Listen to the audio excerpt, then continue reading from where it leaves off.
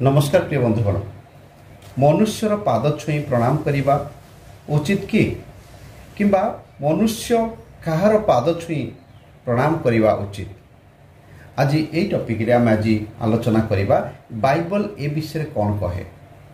प्रिय बंधुगण, बाइबल ए विषय कौन शिक्षा दिए आउ ये प्रश्न उठे पिता माता पाद छुई प्रणाम करने कौन भूल।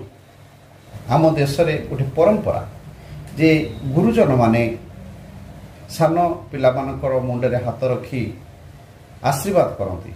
बाप माँ माने पिला मुंड उपरे हाथ रखी आशीर्वाद करथांती। जदि आमे देखिबा जेजे बापा जेजे माँ एमिति मुंडे हाथ रखी मध्य कल्याण करथांती। खरा विषय नाही जदियो भी बाइबल कौन कहे। आसंतु आमे देखिबा प्रेरित पुस्तक 10 पर्व 25-26 पद लेखा अछि। पितर प्रवेश करते कर्नेलिय ताकू भेटी चरण तले पड़ी ताकू प्रणाम कले, किंतु पितर ताकू उठाई कहले, ठिया हुओ, मु मध्य जड़े मनुष्य। देखंतु कर्नेलिय जड़े शत सेनापति आउ से जड़े धार्मिक लोक मध्य थिले। ईश्वर को से भय करुथिले। 10 पर्व 2 पद लेखा अछि, से जड़े भक्त आउ सपरिवार रे ईश्वर को भय करुथिले। से लोक मान को बहुत दान देउथिले आउ सर्वदा ईश्वर को छामुरे से प्रार्थना करुथिले।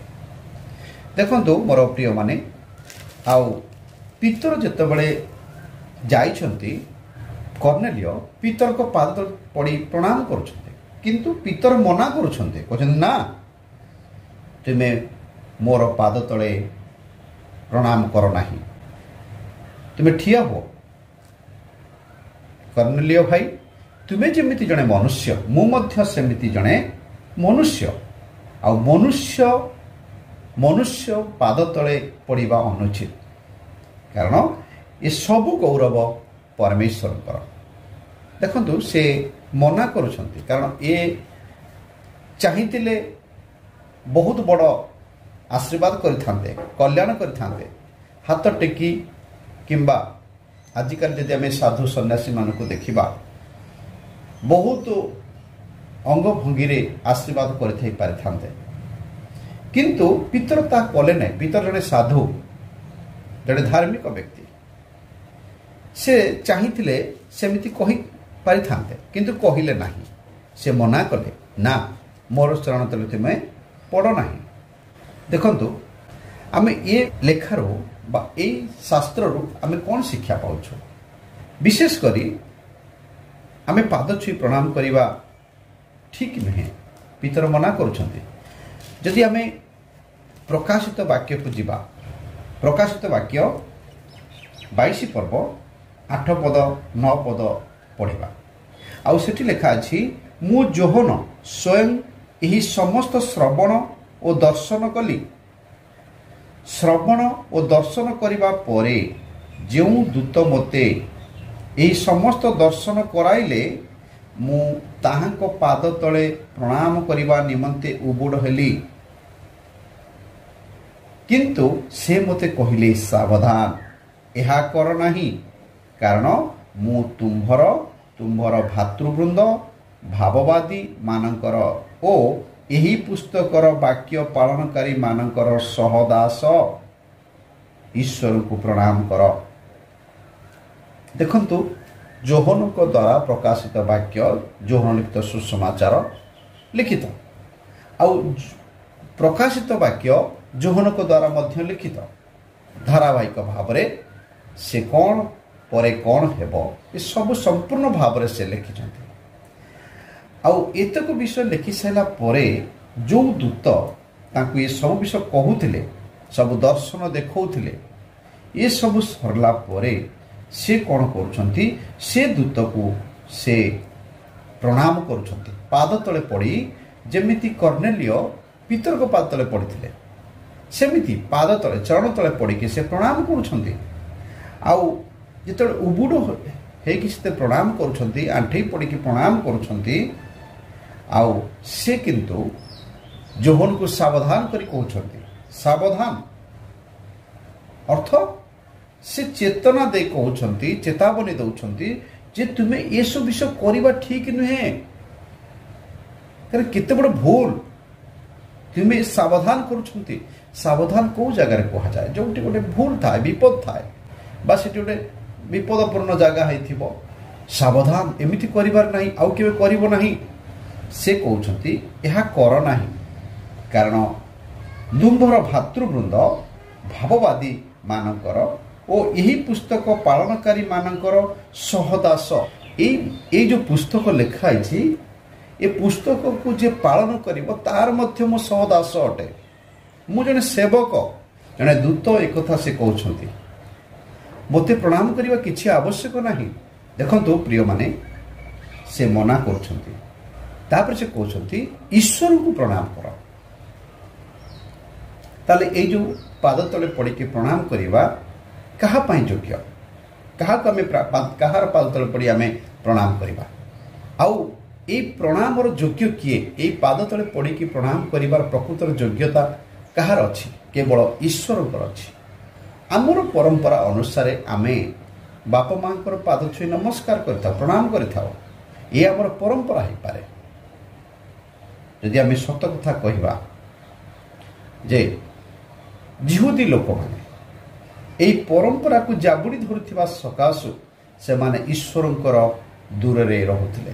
ଈଶ୍ୱରଙ୍କ ଠାରୁ ସେମାନେ ଦୂରବର୍ତ୍ତୀ ଥିଲେ।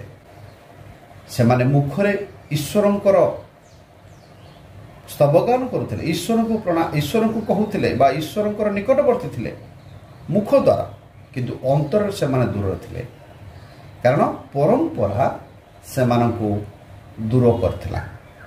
ତେଣୁ ମୋର ପ୍ରିୟମାନେ, ଏହି ପରମ୍ପରା କାହା ଦ୍ୱାରା ଅନୁମୋଦିତ? ସମାଜ ଦ୍ୱାରା। ଏହି ସମାଜ ମନୁଷ୍ୟ ଗଠନ କରିଛି, ଆଉ ପରମ୍ପରା ମଧ୍ୟ ମନୁଷ୍ୟ ତିଆରି କରିଛି। ଈଶ୍ୱରଙ୍କ ରଚିତ ନୁହେଁ, ବା ଈଶ୍ୱର ସୃଷ୍ଟି କରିନାହାନ୍ତି ପରମ୍ପରା। ଆଉ ଏହି ପରମ୍ପରାକୁ ଯଦି ଆମେ ଦେଖିବା, ଆମେ ଈଶ୍ୱରଙ୍କର ଆଜ୍ଞାକାରୀ ହୋଇପାରିବା ନାହିଁ। କାରଣ ଅନେକ ଜିହୁଦୀ ଲୋକମାନେ, ଧାର୍ମିକ ବୋଲଉଥିବା ଲୋକମାନେ, ସେମାନେ ଈଶ୍ୱରଙ୍କର କ୍ରୋଧର ପାତ୍ର ହୋଇଅଛନ୍ତି। ମୋର ପ୍ରିୟମାନେ, ଆଜି ମୁଁ ଆପଣମାନଙ୍କୁ କହିବା ପାଇଁ ଚାହେଁ, ଆମେ ମନୁଷ୍ୟର କଥା ମାନିବା ନା ଈଶ୍ୱରଙ୍କର କଥା ମାନିବା? କାରଣ ସ୍ୱର୍ଗର ଦୂତ ଯିଏ ପ୍ରକାଶିତ ବାକ୍ୟ ସମ୍ପୂର୍ଣ୍ଣ ଭାବରେ ଯୋହନକୁ ଦର୍ଶନ ଦେଇ କ'ଣ ହଜାର ହଜାର ବର୍ଷ ପୂର୍ବରେ ଅନନ୍ତ କାଳ ପାଇଁ କ'ଣ ଘଟିବ ତାହା ସବୁ ସେ ଲିପିବଦ୍ଧ କରାଇଛନ୍ତି। ଆଉ ସେ ନିଜେ କହୁଛନ୍ତି ମୋର ପାଦ ତଳେ ପଡ଼ିବା ଠିକ ନୁହେଁ। ତୁମେ ପରମେଶ୍ୱରଙ୍କର, ଈଶ୍ୱରଙ୍କୁ ପ୍ରଣାମ କର। ମୁଁ ତ ଜଣେ ସହଦାସ ଅଟେ। ତେଣୁ ମୋର ପ୍ରିୟମାନେ, ଆପଣମାନେ ଆଜି ଚିନ୍ତା କରନ୍ତୁ, ଆମେ ପିତାମାତା ହୁଅନ୍ତୁ ବା ଗୁରୁଜନ ହୁଅନ୍ତୁ, ଆମେ ସମାଦର କରିବା। ପିତାମାତାଙ୍କର ପାଦ ଛୁଇଁ ପ୍ରଣାମ କଲେ କ'ଣ ପିତାମାତାଙ୍କର ଦୁଃଖ ଚାଲିଯିବ କି?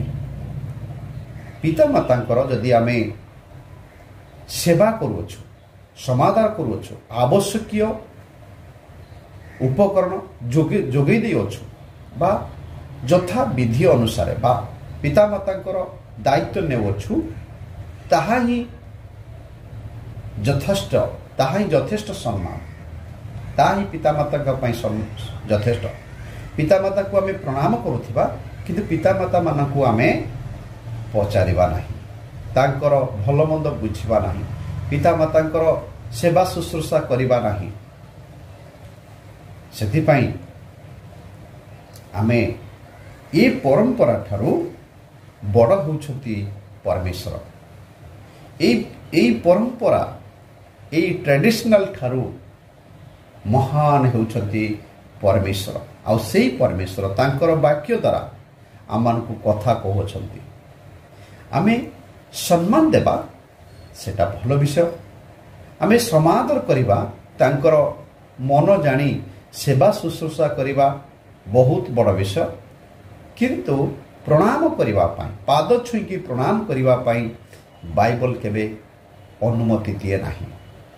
ଯଦି ଆମେ ସେହି ପ୍ରକାଶିତ ବାକ୍ୟ 19 ଅଧ୍ୟାୟ ତାର 9-10 ପଦରେ ଏହିପରି ଲେଖା ଅଛି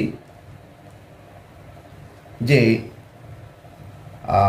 ସେତେବେଳେ ସେ ମୋତେ କହିଲେ, ଲେଖ, ଯେଉଁମାନେ ମେଷ ଶାବକ ବିବାହ ଭୋଜକୁ ନିମନ୍ତ୍ରଣ ସେମାନେ ଧନ୍ୟ। ଆଉ ସେ ମୋତେ କହିଲେ, ଏସବୁ ଈଶ୍ୱରଙ୍କ ସତ୍ୟ ବାକ୍ୟ। ତହିଁରେ ମୁଁ ତାହାଙ୍କୁ ପ୍ରଣାମ କରିବା ନିମନ୍ତେ ତାହାଙ୍କ ପାଦ ତଳେ ଉବୁଡ଼ ହେଲି। ସେଥିରେ ସେ ମୋତେ କହିଲେ, ସାବଧାନ, ଏହା କର ନାହିଁ। ମୁଁ ତୁମ୍ଭର ଓ ଯୀଶୁଙ୍କ ସାକ୍ଷୀ ଯେ ତୁମ୍ଭର ଭାତୃଗଣ ସେମାନଙ୍କର ସହଦାସ। ଈଶ୍ୱରଙ୍କୁ ପ୍ରଣାମ କର। ଯୀଶୁଙ୍କ ବିଷୟକ ସାକ୍ଷ୍ୟ ଓ ଭାବବାଣୀର ସାର। ଦେଖନ୍ତୁ ପ୍ରିୟମାନେ, 19 ଅଧ୍ୟାୟରେ ମଧ୍ୟ ସେ ସାବଧାନ କରାଉଛନ୍ତି। ଆମେ କୌଣସି ମନୁଷ୍ୟକୁ ପାଦ ଛୁଇଁ ପ୍ରଣାମ କରିବା ଈଶ୍ୱରଙ୍କ ବାକ୍ୟର ବିରୁଦ୍ଧ ଅଟେ। ଆମେ ସମ୍ମାନ ଦେବା ପାଇଁ ବାଇବଲ କହେ, ସମାଦାର କରିବା ପାଇଁ ଈଶ୍ୱର କୁହନ୍ତି। ଯଦି ଆମେ ପିତାମାତାଙ୍କୁ ସମାଦାର କରୁନାହୁଁ, ଗୁରୁଜନମାନଙ୍କୁ ସମାଦାର କରୁନାହୁଁ, ତାହେଲେ ମଧ୍ୟ ଆମେ ଈଶ୍ୱରଙ୍କୁ ଅପମାନ କରୁଛୁ। ଈଶ୍ୱରଙ୍କୁ ଆମେ ମାନୁନାହୁଁ ବା ଈଶ୍ୱରଙ୍କୁ ଆମେ ସମ୍ମାନ ଦେଉନାହୁଁ। ଦେଖନ୍ତୁ ମୋର ପ୍ରିୟମାନେ, ଆଜି ଈଶ୍ୱରଙ୍କର ବାକ୍ୟ ଦ୍ୱାରା ଆମେ କେତେ ଦୂର ପ୍ରଭାବିତ? ଈଶ୍ୱରଙ୍କର ବାକ୍ୟ କ'ଣ କହେ? ପାଦ ଛୁଇଁ ପ୍ରଣାମ କରିଦେଲେ ସବୁ କିଛି ହେଇଯାଏନି, ବରଂ ସମାଦାର କରିବା ଦ୍ୱାରା, ଆଦର ସମ୍ମାନ ଦେବା ଦ୍ୱାରା, ତାଙ୍କର ଆବଶ୍ୟକୀୟ ଆଶା କରୁଥିବା ବିଷୟ ଆମଠାରୁ ପାଇବା ତାଙ୍କର ହକ୍, ଆମେ ତାଙ୍କୁ ଦେବା ଦ୍ୱାରା ଆମେ ଆଶୀର୍ବାଦିତ ହେଇଥାଉ। ପ୍ରଭୁ ସମସ୍ତଙ୍କୁ ଆଶୀର୍ବାଦ କରନ୍ତୁ ଏହି ବାକ୍ୟ ଦ୍ୱାରା। ଯଦି ଈଶ୍ୱରଙ୍କର ବାକ୍ୟ ଆପଣଙ୍କୁ ଆଶୀର୍ବାଦ କରୁଅଛି ବା ଈଶ୍ୱରଙ୍କର ବାକ୍ୟ ଦ୍ୱାରା ଆପଣମାନଙ୍କୁ ଉତ୍ସାହ ମିଳୁଛି, ତାହେଲେ ନିଶ୍ଚୟ ଗୋଟିଏ ଲାଇକ୍ ଦିଅନ୍ତୁ, ସବସ୍କ୍ରାଇବ୍ ବି କରନ୍ତୁ। ଯଦି ପ୍ରଥମ କରି ଦେଖୁଅଛନ୍ତି, ଆପଣ ଅନ୍ୟ କାହାକୁ ସେୟାର ମଧ୍ୟ କରନ୍ତୁ, ଯେପରି ଅନ୍ୟମାନେ ମଧ୍ୟ ଈଶ୍ୱରଙ୍କର ବାକ୍ୟ ଶୁଣି ସାବଧାନ ହେବେ। ପ୍ରଭୁ ସମସ୍ତଙ୍କୁ ଆଶୀର୍ବାଦ କରନ୍ତୁ। ନମସ୍କାର। ପ୍ରେଜ୍ ଦ ଲର୍ଡ।